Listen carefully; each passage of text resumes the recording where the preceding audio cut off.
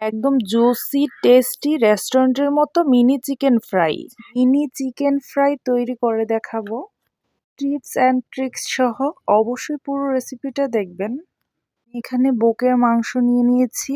আপনারা চেষ্টা করবেন এরকম হাড় ছাড়া মাংস নেওয়ার জন্য। চিকেনটাকে আমি মাঝখান থেকে কেটে নিব।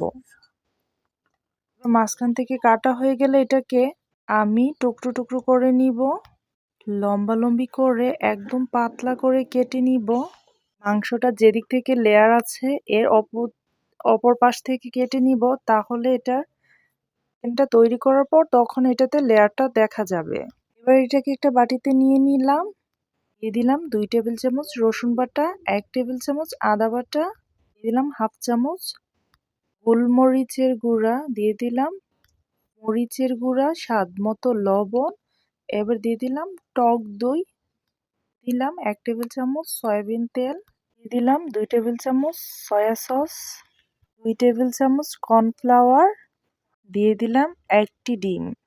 এরপর দিয়ে দিলাম 3 টেবিল চামচের মতো ময়দা, দিয়ে এটাকে ভালো করে মাখিয়ে নিব। মাখিয়ে এটাকে 10 মিনিটের জন্য রেস্টে রেখে দিব।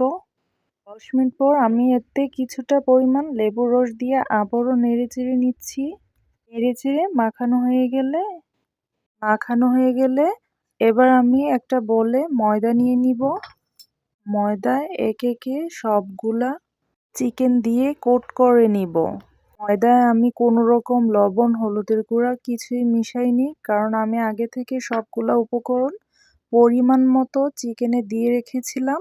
চিকেনটা দেওয়ার পর আমি ভালো করে হাত ধুয়ে পরিষ্কার করে নিয়েছি। এতে করে শুকনো হাতে কোট করতে ভালো হবে। আমি যেভাবে দেখাচ্ছি সেভাবে একটু ঝাঁকিয়ে নিয়ে ওগুলোকে এভাবে জোরে জোরে ঝাঁকিয়ে তুলে নিতে হবে। এতে করে ঝাঁকালে লেয়ার তৈরি হবে না। এভাবে জোরে জোরে ঝাঁকিয়ে লেয়ার তৈরি করে নিতে হবে। আমি সবগুলো তুলে নিয়েছি। এবার আমি একটা কড়াইতে পরিমাণ মতো তেল গরম করে নিলাম। তেলটা একদম গরম অবস্থায় আমি একটা একটা করে সবগুলা দিয়ে দিব। দিয়ে 5 থেকে 7 মিনিট ধরে আমি এটাকে উল্টে পাল্টে ভেজে নিব। আর আঁচটা আমি মিডিয়াম টু হাই হিটে রেখে ভেজে নিব।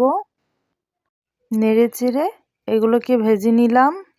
সকল টিপস মেনে আপনি যদি এভাবে তৈরি করে থাকেন তাহলে একটা পারফেক্ট একটা মিনি চিকেন ফ্রাই রেসিপি তৈরি করতে পারবেন। মজাদার জুসিনেস থাকবে। এইভাবে সকল টিপস মেনে যদি তৈরি করে থাকেন একদম ক্রিস্পি থাকবে।